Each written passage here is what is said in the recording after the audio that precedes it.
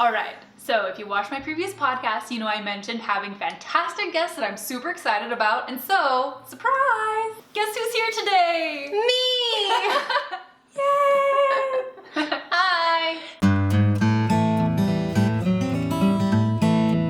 So, I'm sure you already know, but in case you don't, this is the amazing Jessica of the Hook Nook. And she has been one of my maker inspirations and is just like the loveliest human ever. So I was so excited when she agreed to be on the podcast. So we're just gonna chit chat today over tea, and then I have a few questions to go over because she has fantastic advice for makers and just people in life. And so I'm really excited to just get to hang out and chat for a while. Yay.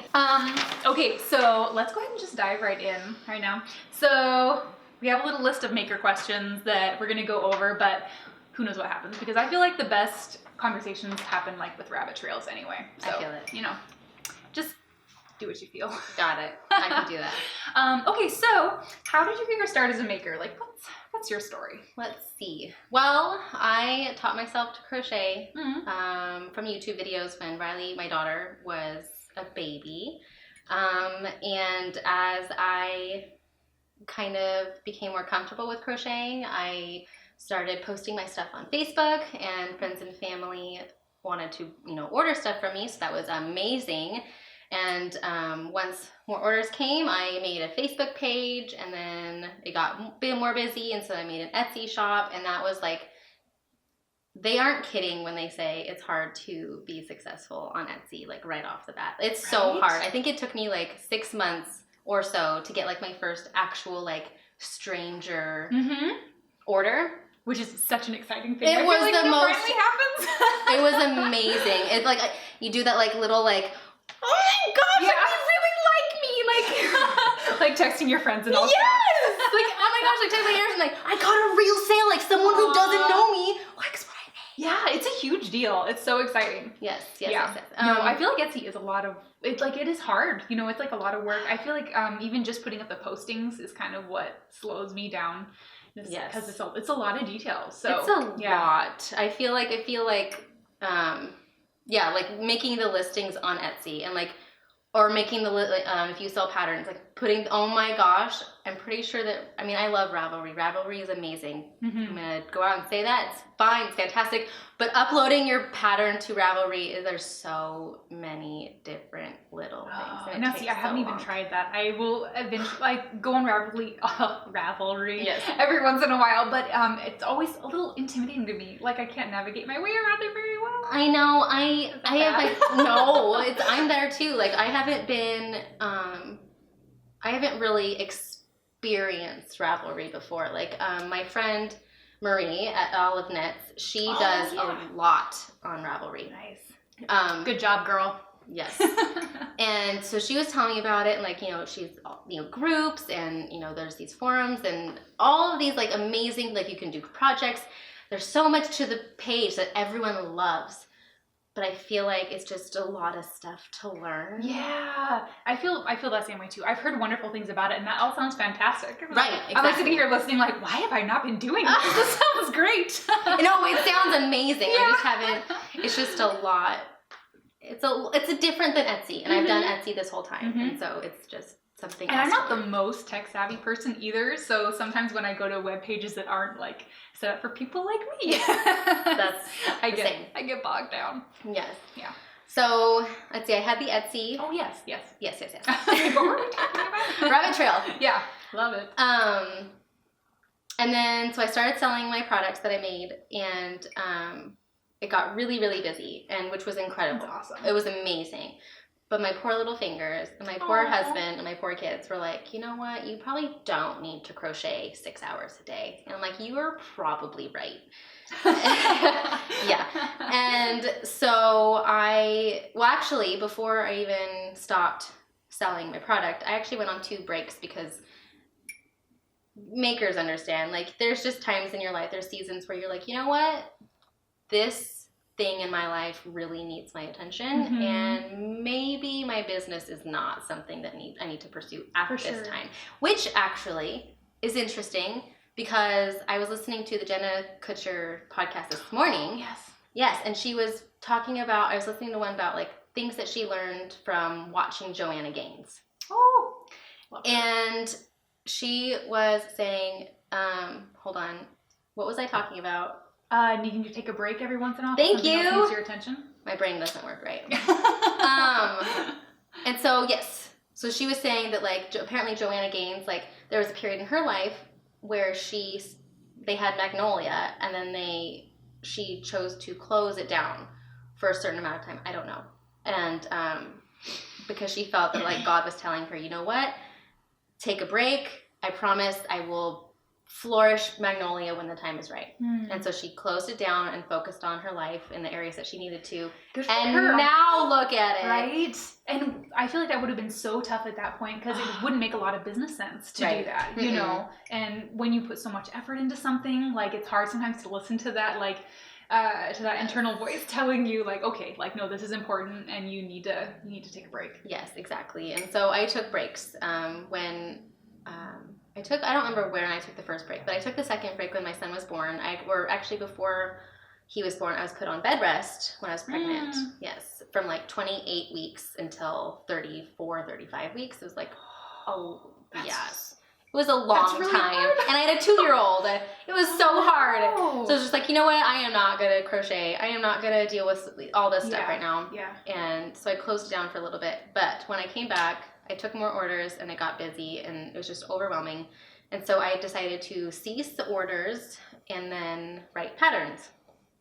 And that progressed naturally. And I came up with more patterns. And did you feel like did you prefer the pattern writing over just like cranking out the same? That's what I struggled with when I had a lot of stock in my Etsy shop, was that I thought that would be my ideal situation, like sitting in front of Netflix and watching my British murder mystery shows and just like cranking out hats. Yes. And I got bored. Yes. Like I was like, I've made the same thing like 100 times and like I'm going a little crazy and starting to feel a little sad. Exactly. Like, you know? Exactly. Crochet wasn't like, or admitting, it just wasn't fun anymore. Yeah. Like if I have to sit here and like I would get excited with every order I would get because like they like what I'm making, but then it's okay. Now I have to sit down and make it. Like then the stress sets in. Right, and then you have to do it in a timely manner, and it just, you know what, with kids it doesn't make any sense sometimes. Yeah. Wait, what? I don't remember, honestly. Okay, good. But so taking a break, and then you were on bed rest, yes, and then you started writing patterns. Yes.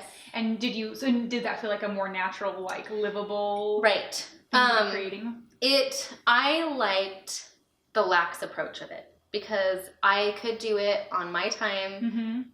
More like I didn't have someone waiting for the like being like, when am I getting my hat? It feels like so much pressure to me. I'm like, I would much prefer just have to make something and then put it in the shop rather than know that someone's like exactly. Or then you make it and you're really proud of it. Like this happens so many times where like, you know, if you open up the custom orders and then, you know, someone's like, okay, I want a puff stitch beanie, but I want it in this color, and you're like, okay, great. So you go to the store and you take a picture of all of like the yellows. And they're like, I want a yellow beanie. So you take a picture of all of the yellows, and they're like, I don't like any of those. It's like, okay, well, then you go to a different store and you try to find yarn that's not at the previous store and hope that they like it, and then they don't like it. Or you find a color that they like and you make up the piece and you send it to them, and then they aren't happy because it doesn't fit right, or it's not what they thought it would be, or whatever. It's just there's so many variables. And then at that point you put in like 3 times the amount of normal work because you had to like travel from place to place trying to find the right yarn. Yeah, it's so frustrating. That stresses me out. It stresses me out a lot. Yeah. I hate letting people down or like feeling like I did something wrong. Especially when you're taking their money. I feel really uncomfortable to me. So bad. So bad. Yeah. So writing patterns is a great way to avoid that. My brain does not work.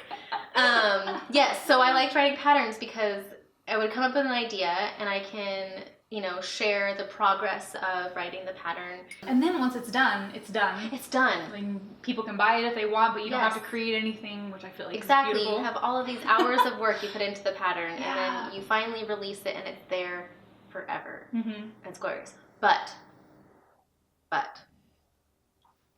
just because it seems so much easier. There's a lot of responsibility in writing a pattern though. Like you can't just be like, you know what, I am going to write a pattern for a hat and I'm going to write it out and then I'm going to post it. And then I don't want people to think it's that easy, and I don't want people to think that that's okay. It's a lot of work. It's so much like work. So many. I'm always paranoid that someone's going to misunderstand my directions, and I always try to just do like one size fits all items, like a scarf or something, because the idea of having to write out in like extra small, medium, large, I'm like, I can't handle that much math. I mean, like someday in my life, I will figure out how to do that. Yes, maybe if I feel like it. Well, that's what tech editors are for. Like, wait, can you hire people to do that for you? I do. I haven't done it with all of my patterns, but no, there are people. That's like the best invention ever. Right? There are people in this world who actually like to do math. Like, that is not me. I don't understand them, but I guess they're okay. Right, exactly. They are our friends. Yeah, I know. I am not someone who likes to do math, and so finding resources. So in the responsibility aspect. That's so smart, because then you can stick to what you know that you do really well and you're best at and brings you like the most joy out of that, and then not get bogged down. Because I feel like if I wrote a pattern and then that's why I haven't done like a number of different types of patterns. I'm like, I have this great idea, I think it would look really cool, but I only want to figure it out in my size. Yes. And then I don't do it because the idea of like people being like, well, that's not my size. Exactly. It's so hard. It's hard. Like I had one friend of mine, and he is an entrepreneur, and he told me a really good piece of advice that has stuck with me, and I've applied it to my business. And he said that when you can't do something the right way, or in the best way, hire someone who can. And so anywhere that you are lacking experience or skill or whatever, find someone who can do that job to the best of its abilities, so that you are offering quality stuff, content. And which makes so much sense, like working smarter, not harder. Exactly. Exactly. And so I've applied that, and like with my Evangeline cardigan, I did a crochet along with Furls, and I worked with them and their references in terms of like sizing and tech editing and stuff to make sure that the pattern was perfect and whatnot. We had a couple of hiccups, but that was all my fault. But because of these references, they fixed it all, and it was amazing. So nice. People like math. Thank you for being there, people who like math. Yes. Yeah, and now I work with yarn companies. That's awesome. Yeah, and that's like a full-time situation. It is a full-time situation. I mean, it's as full-time as I kind of want it to be, and that's kind of important to my maker story. Which is awesome. Yeah, because you have 2 kids. I have 2 kids, and I have, the house and friends and grocery shopping to do, and all of those fun all of those things. Yeah. So it's being responsible with your time and not saying yes to everything. Making sure you say yes to things that fit your brand. Right. And I feel like that's hard, especially I feel like when you're first starting out, because it's so thrilling when someone reaches out to you and it's like, oh, we'd like to work with you, like, can we do something? And so I feel like at first I would just say yes to everything. I did say yes to everything. Yeah. And then it started getting real stressful, because then something like maybe another opportunity would come up, and I was like, oh no, like if I'd known this was coming, I wouldn't have maybe, Yes. And like, not because there was anything wrong with the first collaboration, but maybe just because it was like, it was stressful. The second one fit your brand better. Exactly. Yeah. So now I'm like, try to be a lot more intentional about like picking stuff that I feel like will be really great and really exciting. Yes. Yeah. That's kind of where I I guess it changes all the time, but the things I do say yes to, I really want to make sure that I'm going to have fun, and even if it's an amazing opportunity, still remembering what's important to me in my business, and whether or not this amazing opportunity can help. Like, if I think about where I want me or the Hook Nook to be 5-10 years from now, I think that's so important. Yes. Yeah. Because I've worked with people who are incredible, amazing. But if I think about this direct path of where I see myself and I see where I want to take the Hook Nook, they might be over here. And it's like, this was an incredible opportunity and what have you, but it just kind of took time away from my path. From your overall goal. Exactly. Yeah. And exactly. So being intentional. Right. I think that's so important and really smart. Yeah. Okay. What would you say is your why behind, like, why do you do what you do? I first off, I love pajamas. I'm wearing real pants for you right now. I love being cozy. I love crochet. I started crocheting honestly because I wanted to make Riley things that she could have growing up. And so, having special things that her mom made her, and memories and stories or whatever. And as I learned to crochet, I actually found that every time I finished something, whether it be like a teeny tiny little like swatch or a cardigan or an amigurumi piece, like whatever it might be, I felt so proud of myself. And like, I made this. Like, I didn't know how to crochet before, or I did, maybe because you've done it for knitting forever. Mm-hmm. It's like you finish something and you find so much pride in yourself for not just completing the project, but for making something that it took time and attention and absolutely. Sacrifice. And, it's I find a lot of pride in making stuff. And so that is definitely my why, is finding ways to be proud of myself. Yeah. Yes. And then that's so nice too that it, like, the side effect of that, or however you would say that, is that you get to, like, you're in business, you're a businesswoman, and you get to be able to, like, control your own schedule more. You can be home with your kids. And in that too, my kids, like, I get to, both my husband and I have built careers out of passions. And so he's a tattoo artist, and he's been drawing his whole life. Like, his family, his mom has, like, we have a couple in our garage where it's just these baskets of art that he did when he was like 5 that she kept. Oh, that's awesome. Yeah, and like, so it's super awesome to, like, go back and see, like, how good he was when he was like 5 or 6 years old, and then now he runs his own tattoo shop, and he does all these amazing things, all these amazing tattoos. He's incredible. And then so with him and I doing our careers in our passions, it kind of, and then don't hate me, but neither of us went to college. I didn't either. Yeah, okay. Yeah. And so he went to a trade school. He went to, in Oregon, you have to go through tattoo school. Oh, sure. So he did do that. And I technically had 2 terms at the local community college, but I never, like, completed them. But then again, like, nothing wrong with that. I think it's really important to, like, to figure out what your goal is and then see what is going to best allow you to get there. Yeah. And for some people that is going to, like, getting a 4-year degree, and then for others it's like, well, I would just be saddled with a bunch of student debt and a career or and a degree that isn't actually helping me to meet my goals. Exactly. So I just think you should figure out whatever you want to do. Exactly. Like, if you want to be a doctor, maybe you should go to school. Yeah. The rest of us appreciate that. Yeah, thank you. Yeah. I love it. So, next question. How do you think that we as makers should support each other, or what do you think we could be doing better to, like, support each other more?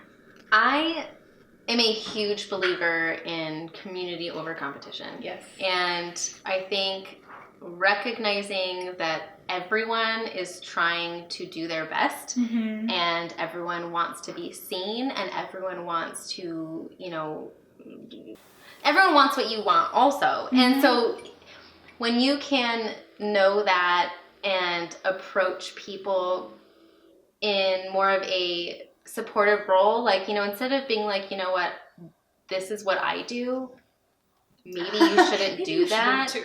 Exactly. This is my thing. I don't agree with that. Like, you know what? There is room for, how many tattoo artists are there in the world? How many crocheters are there? How many knitters, etc. It's like, there is room for everyone to succeed. And so that's my big thing is, why not be friends? And, if you click with someone or whatever, like, you can share your knowledge with anyone that wants to listen. Like, if you've learned something, share it. Like, I've been listening to podcasts, and one of the things that I learned was, like, those that are most successful give the most for free. Oh, I love that. And like the Jenna Kutcher, she was saying that 9 out of 12 months they don't sell anything.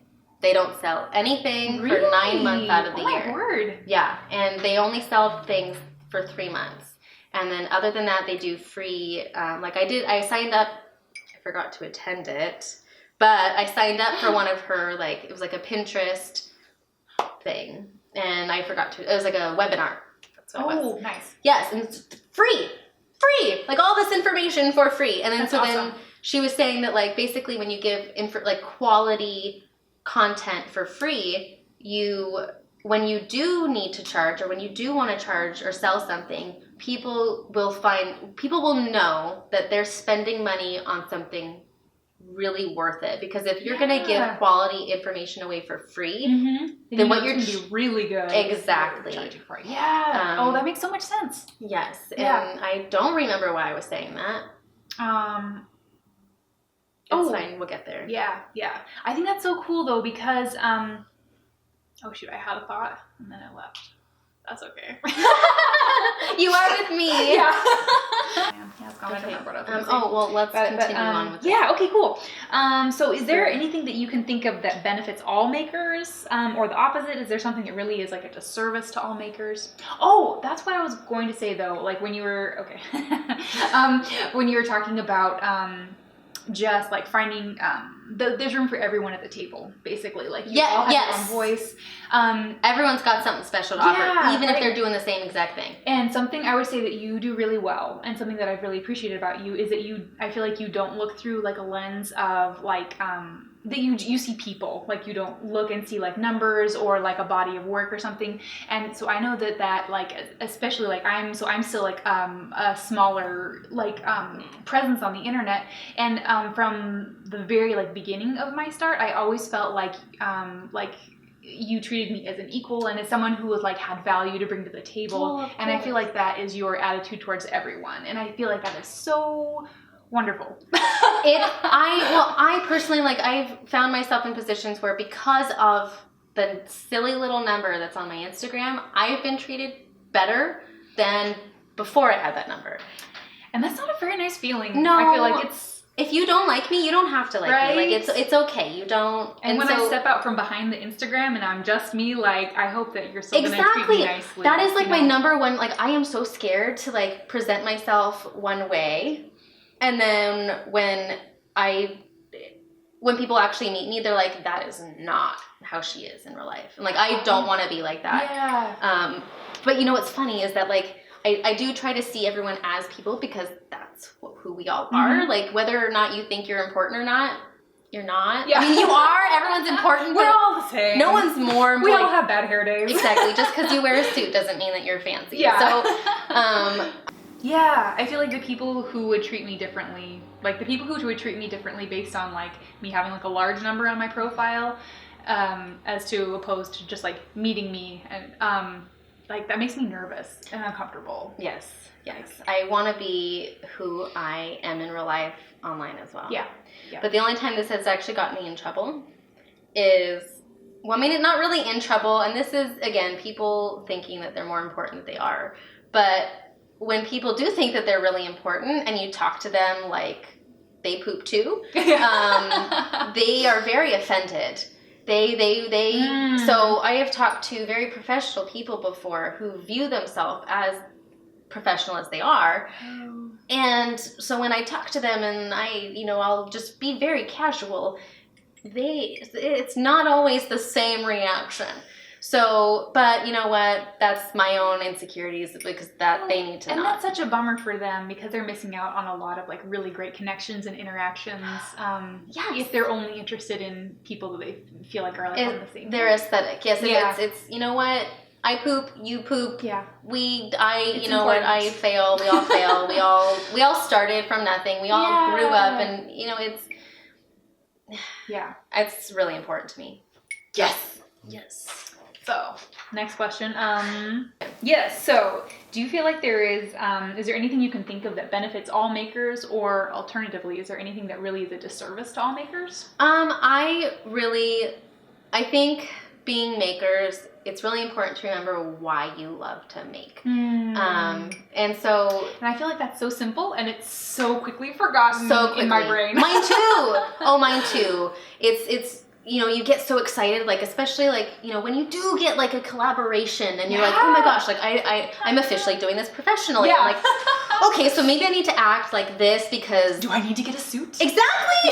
Do I need that? Do I need to be important? No! I've never been fancy before. I guess we could start. I like to pretend to be fancy. Yeah. Okay, so moving on. Okay, so social media. Yeah. We all use it, and I feel like we have like a love-hate relationship with it. But like, do you have any tips or tricks you're willing to share, or like it's always changing? So do you feel like there's any advice that you can like that will always be beneficial, or yeah? Tell me your thoughts and feelings. Yes. So I feel like I've gone through like different stages on how I view social media. Mm-hmm. And at first it was like, you know what, I'm just going to post whatever. I didn't really have any rhyme or reason. I was like, oh, I like this, or I'm going to take a picture of this because whatever, and I'm going to post it. And like, I think that's a really great, like, I try to implement that now. Mm-hmm. To an extent. And then, but I feel like there are other people who view social media as like the end all be all. And if you are not doing XYZ, then you're doing it all wrong. And you know, I so much pressure. It's so much, and then there's so many different platforms. Yeah. And it's like, which one? Oh my gosh, I can't keep up with. I can't even like keep up with learning how to use them all, much less actually putting content on all of them. Right? Yeah. I think I've tried Twitter like 5 times. Yeah. That's I'm not a good for me. tweeter. I'm not. 45 characters. What? Like, yeah. Is that how many characters it is? They just upped it. I heard there was like a whole thing about it, and you can now use like 280 characters. So it's now basically like Facebook or like a blog post. Even Twitter anymore? Yeah. People had feelings. They were expressed. Nothing changed. As it always is. Yeah. But yeah, no, I think there was a time in my social media journey where I did view it as like, okay, I'm growing. I need to, you know, join all of these like, you know, groups that are telling me how to use Instagram, or I need to learn from other people on how to use these platforms. Mm-hmm. And, you know, it honestly, that aspect of it is not for me. I don't want to, again, going back to the question of why you make, it's kind of like, for me, my Instagram is part of that. And, I feel like my social media platforms should be a representation of me. And people who follow me should be able to know who I am by what I post. And when I start to implement these, like, you need to do this, or you need to hashtag this, or you need to post it. I mean, I guess we do post it like certain times every day, but more so out of like habit. And, but like when you do everything, don't you feel like it becomes like you kind of lose yourself a little bit? Yes. Like when you start, because I feel like this can happen so easily, just that internal shift of being like, oh, like people responded really well to that post, like maybe I should post more stuff like that, or like look better in my pictures or something, and suddenly you realize like the magic is gone because you're not being yourself, and you're not like your focus has changed from just like being yourself and sharing what you love, and because people can really recognize that authenticity, you know, I think. And then suddenly when it becomes about like trying to meet other people's unknown expectations, you know, and just hoping for more likes, then suddenly like that magic is gone. Exactly. When you start to like put out content just for the like, or you know, I'm gonna post this because I know this is gonna do well, like, but maybe you hated doing that, maybe you hated making that or taking that photo or whatever it might be, and it's not a representation of you. Yeah, but it's still tempting to do it because like it's awfully nice to see all those likes exactly come in. But let me ask you this, at the end of the day, you do this project that you don't enjoy doing because you know it's going to do well, and it does well, and then you have a whole bunch of likes. For what? You know, like you lost your soul. It's like you spend so much of your time and creativity to do something that you don't even like to do, just to be like internet famous. And it's like, you don't need to do that. Like, you can be successful doing your passion. Like, you know what? I went through a season where I loved making amigurumi. I made a bunch of them. I loved it. I loved it. And then that season passed, and I no longer found the same kind of inspiration making amigurumi, and I found that I really loved making garments.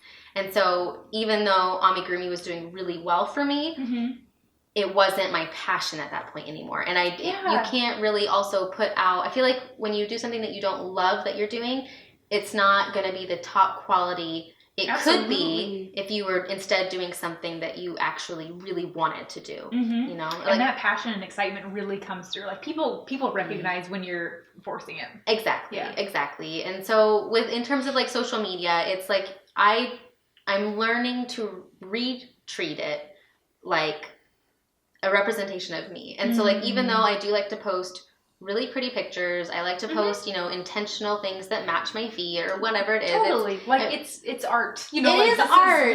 Yes. Mm-hmm. And you know, I like the color pink, and so I'm going to include pink colors, or I like my photos edited brightly, and I'm going to edit the photos the way that I like to. Yeah. I'm not going to edit them brightly or use pink because Susie Q uses it, and it works for her. It seems successful. Exactly.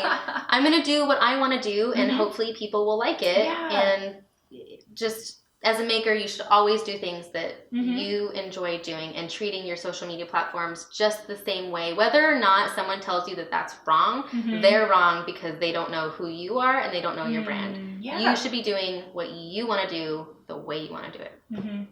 I think that's awesome. I feel like we should close each segment with yes. That's awesome. Anything more that you want to say about social media?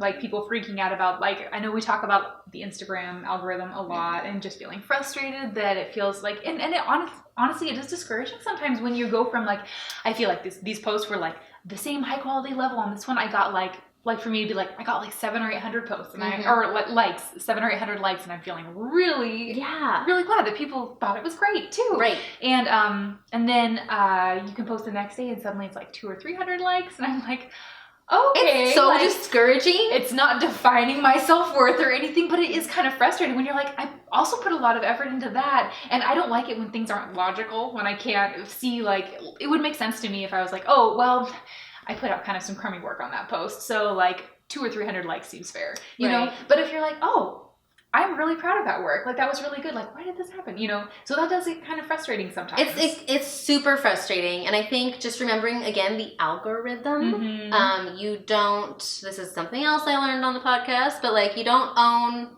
your Instagram page. Facebook owns Instagram. So Facebook's going to determine whether or not other people are going to see your post based on keywords that you're writing in your caption.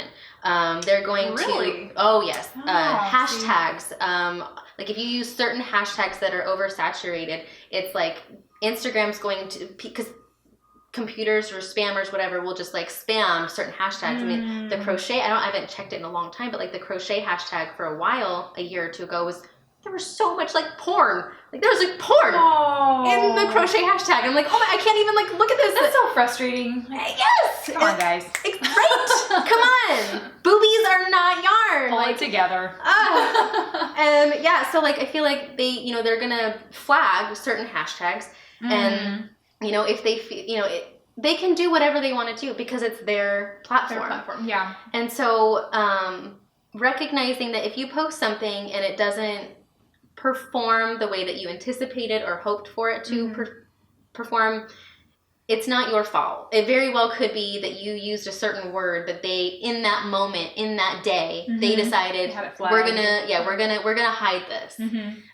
Or it could be anything that's just the platform related, and don't take it personally, because if you're proud of that photo, you're proud of whatever is in that photo, be proud of it. Like don't let the number of likes affect whether or not you're proud of yourself, right? Yeah. And absolutely. So and like stay the course. Don't allow that to dictate what your content is or isn't. Or, exactly. Just because this one photo didn't do well doesn't mean that the next time you post about something that's similar, that it's not going to do well. Like it very well could blow up, but because of some algorithm stupid thing, no one saw this one, and if you never post about it again thinking that no one wanted to see it, they're going to miss out. Well, first off, you as a maker are going to miss out creating something that you will potentially be proud of because you aren't going to get likes, and that's just silly. Right. Why are we makers? Exactly. Why did I even start this? Yeah. Exactly. And I feel like sometimes some of the most genuine connections that I'm so grateful for, like the whole, like I've met so many lovely people. Well, like we met on Instagram. Yes. Yeah, but so I feel like the platform is so, like, such a great way to, like, provide community and bring people together. And so some of my posts that have, like, done kind of poorly or haven't had a bunch of interaction, I still, like, have met people through that, or, like, had, like, really great honest connections with the people that I am friends with on there and I really value. And I'm like, well, like, I feel like if I have, like, really great genuine connections that are making life better for me and for these other people, even if it's a small number, like, oh, well, that was totally worth it. Exactly. You know? Yes. Yeah. Agreed. Yeah. Yeah. Okay, cool. Yes. Okay, so if you could go back to when you started all of this, what advice would you give your younger self? Basically what I just told you is Nice. why don't let anything affect you. It's like, I love to crochet. I love yarn. I love taking pictures of what I'm doing it and posting it for my audience of no matter the size for them to see. I love creating things and not letting, I think the biggest piece of advice would be like to myself and to anyone else, it's remember why you're doing it, because it's not going to be fun anymore when you do things to be successful or you do things because you think it's going to be. No, make because you like to make, and don't let the silly side hustle thing affect why you do what you do. So yeah. That's awesome. Yeah. I love it. So rumor has it there's also some really fun stuff that we should maybe look at. So you guys, Jessica is this amazing crochet artist. What do we call her? Crochet-er? All of it. Hooker? I don't know. Like, Yeah, I am a hooker. What do we say? Anyhow, so I'm primarily a knitter, but I have really been dying to learn how to crochet. And was complaining to Jessica that I had these like really crummy crochet hooks that just like discouraged me so much from actually crocheting. And she was like, "Oh, well, let's talk about this. Let's talk about this." I have found that Furls crochet hooks don't choke. So I discovered Furls crochet hooks last summer, and I gave them a go, and I fell in love with them, and now. Anyway, when you said that you didn't crochet, I was like, yo, Furls. This girl needs to be hooked up. And then I stalked their website and fell in love. Like, oh my gosh. It's like the best hooks ever. Like, I love the way that they fit in my hand. That's for another day. I love everything about Furls. It's not, I love that they have so many different styles too. Like like everything is beautiful, but they have like lots of different options. And it all is like little pieces of art. I'm like, they're gorgeous. We should be like putting these in shadow boxes on our wall. Exactly. To just display them because they're real pretty. Right? Yeah. Well, and then they even make like shadow box, basic like collector boxes. Oh yeah, the one you were showing me. Oh, yes. They're so... Again, we like to pretend that we're fancy. Yeah. And Furls helps us do that. So anyway, Furls wanted to send you a gift. Yes! Which blew my mind. Oh my gosh. It's like the fifth. So this is from Furls Crochet to you so that you can eventually hopefully crochet. But I'm not keeping all of this, right? So, well, no, yes, of course you are. No, really? Yes, of course. They're from, no, okay, hold on. Things go together. So this, they said, every time someone buys a candy shop hook, they are also sent a ball of yarn. Oh my gosh. So these were like together. Oh, it's so pretty. This is so pretty. Right? And like we were talking about, it's like, I love this blush pink. It's like, I'm obsessed with it. And like, it's like a little bit of rose gold and blush pink. Right? Yeah. Super pretty. Okay. Rose gold, man. Yeah. You should look at this. So, what is this? Ice yarns? Ice yarns. You can focus there. Look. Oh, there we go. Look how pretty that is. It's so soft, you guys. Okay. And look how adorable. Oh my gosh. I love that, like we were talking about these cases that they come in. It looks like makeup to me. I know! Like, this is like really fancy mascara. Better than makeup, Brett. So like, it's better. Oh my gosh. Okay, and now they have all this information here about, oh cool. And, yeah. Okay. Oh my word. Oh my gosh. Seriously, these are oh wow. So pretty. Oh my gosh. And it has like that little bit of like a sheen to it. Yeah. Is this like wood underneath that's like coated, or? I've actually never seen a candy shop hook in real life. Yeah. So I actually I'm not familiar with their candy shop. I feel like it's like the perfect weight too. Like it has enough weight that I feel like it's gonna be like really like steady and stable, but it's not so heavy that I feel like my wrist's gonna get tired. Right. No, I love it. Like, so they like literally designed the hook so that the shape of the hook, there's a YouTube video about like this.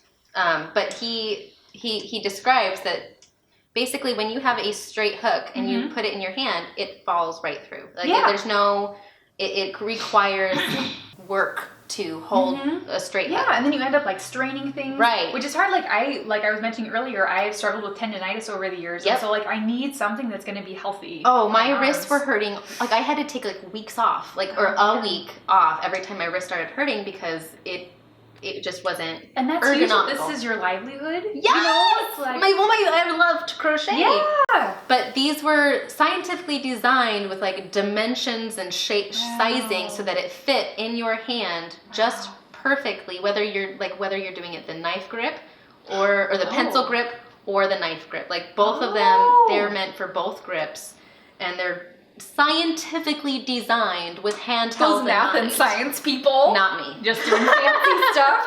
But man, oh my gosh, it's so pretty. Oh, I love it. Me too. Okay, let's keep going. Go. Okay, so this looks large. This is one of their hand carved hooks. So I'm pretty. really excited about this. Oh my word. So pretty. Oh, it's so pretty. Oh, and I see a K here. Is that the size? Yes. Nice. Got one of these things. You can Google, so it's like a 6.5 millimeter. Okay. Awesome. Oh, it's so pretty. Oh my gosh, I love it. And again, it's so comfortable. Yep. Okay, yeah, I feel like honestly it's perfect. Like, I didn't realize that there were different, like, yes. all these, there's so much to learn. Oh, but yeah, it's so comfortable. Yes. And then I feel like when something is this pretty, like, and it's kind of inspiring too. Like, you're just like, oh, right? I feel more creative. Right? Yeah. I can't wait to crochet so I can just hold this hook in my hand. Right? Yes. Oh my gosh. I might put these back in like the boxes so I don't accidentally lose them or something. Okay, moving on. Ooh. This is a pretty furls. These are Odyssey. one of their new ones. Ooh, a new one? They came out with these last year. Oh my word. Ooh, it's like magical looking. The purple's all sparkly and shimmery. It's like purple and the nickel on top. Oh, this is so pretty. Oh my gosh. The Odyssey hooks, these ones are my all-time favorite, like all the different ones because tell me. Not only, again, it's the shape. I love these ones because they are a little bit longer than the wooden ones. And I tend to hold my hook a little bit further back. But a lot of people I know hold it super up high and it doesn't. So just whatever's comfortable for you. But I tend to hold it a little bit back. And then when I'm working the stitches, it's really, really, really, really awesome because it has the neck is like tapered just perfectly. So when you're doing your tension and you wrap, and then the stitch just naturally kind of goes down the neck a little bit. But when it hits this point, like right here, it'll automatically stop, and it'll keep your tension because it won't bring the full stitch all the way back and make it a little bit bigger. Or if you have a straight hook, I could see you probably just like slide back as far as your and then it affects your tension, and it can just make it less perfect. Yeah, I feel like does it kind of slow you down if that's happening too, because you kind of have to stop and keep adjusting? Yeah, it can do that, and I just love it. And then like, so for a lot of people who know, like Susan Bates versus Boy, those are two crochet hook brands that are commercially available. I was a big Susan Bates one when I used straight hooks, because on Susan Bates hooks they have more of a tapered inline. I am so bad with like these like terminology. I promise you I know what I'm doing. This part. Yeah. No, that's fine. Okay. You could tell me anything. I'd be like, This goose. Yes. Cheese, whatever. That's what Jessica says, guys, so that's what it's called. So Susan Bates has like a really deep, big taper right up here in the center. And that basically holds the yarn in place while you're working it. And it grabs it really nice and pulls it through, and then instead of it falling off the hook. Whereas like I found sometimes with like Boy ones, like for me, the way that I crochet, for sure, they tend, like when I would work my stitches, because it's more of a rounded taper, my hook would fall off the stitch more often than a Susan Bates. But what I love about these hooks is that it's like a happy marriage of both of them. That's awesome. Yes, it's got the kind of like a bigger, deeper taper, but it also is rounded up on the sides of the hook portion to also kind of grab it a little bit more like the boy hooks grab on the sides, but it's got the taper that I like from the Susan Bates. The Odysseys are my favorite, and they're like the perfect weight. That's awesome. Yeah. They're my favorite. It feels great. They're my favorite. And they're so pretty. They're so pretty. I just really just love pretty things. Feeling fancy, yeah. right? Totally. Oh, that's awesome. And then where does it say? Oh, and then on the end it says L. So that's an L. Cool. Oh my gosh, it's so pretty. Okay, and I see is this another purple package in here? So I want to something see different. Odyssey. Oh, pink. Okay. Oh, it's so pretty. Oh my gosh. Oh, they're so beautiful. Right? Oh my goodness, these are like the gold. I always feel super like so. This is plated in 14 karat gold. Really? Yes, the gold ones are plated in 14 karat gold. Oh, that's so crazy. The paint that they use on all of their Odyssey hooks is also a car paint. It's a high quality So you're mentioning like Lamborghini paint? Yes, I don't remember like if it's specifically Lamborghini or whatever, but like he said it was like a car paint. So let's just keep it safe. Yeah. And call it car paint. Fancy car paint. Fancy car paint. But oh, that's so cool. Yes. Oh my gosh. Yeah, I love it because it really has like a lot of depth to it. I love it so much. Oh my gosh, this is amazing. Yeah. And okay. I feel like, oh my word. Okay, so these look like they're all the same Those are the new style. Yes. Okay, Streamline. These are their new Streamline hooks, and they come in 3 different colors. Wow. Okay. There's just something about natural wood too. Like I think it's so beautiful. Super pretty. Like, oh, these are gonna photograph so well. Like, they're all just props. Kicking up my Instagram game. Perfect. Oh my gosh, I can't wait to try actually like crocheting with good quality stuff. You're gonna love it. They're so pretty. They're super so this pretty. Is some sort of like crazy beautiful black wood. Don't hate me, furls. I can't remember the names of all of the wood. I like yarn. Well, but yeah. And we love these. But yes. These are awesome also because sometimes like I have seen people, the Odyssey hooks are a little like they're weightier than typical, especially people who go from like plastic hooks to an Odyssey. Huge weight difference. Big change, huh? But so then these are really awesome because they are more affordable and they are lighter, if you notice, than even like the other wooden one. I know, it's like almost, it's almost like nothing. Exactly. It's like crochet with cloud. Oh my gosh, they're so beautiful. I'm like obsessed with this kind of like. That one's my favorite too. Oh, so pretty. 20. Oh, that's awesome. Okay. Oh, thanks. Let's pull up the next one. I feel like I'm being like on one of those jewelry channels, but it's so sincere. I'm just like genuinely excited about each of these. How can you not be? Oh, right? Look at this now. Oh wow. Okay, which one is this? This is the Odyssey again. Oh, yes. Right. That is significantly so these heavier. So those are the same. That's the first body style of the Odyssey. And these are just different colors. Gotcha. Okay. That's so cool. I feel like I could really like them for different, like the different weights. Like there would be like reasons to like both. Right, exactly. Oh, they're so pretty. These are just so classy looking too. They're so pretty. It's awesome. Oh my gosh. Yes. So what does my first crochet project need to be like? Where's a good place to start for a beginner? Let's see. I would say just obviously the basic stitches. So I want you to learn how to chain. I want you to learn how to single crochet and half double crochet and double crochet. Okay. And when I actually used to teach crochet classes, and one of the things I used to like to say was,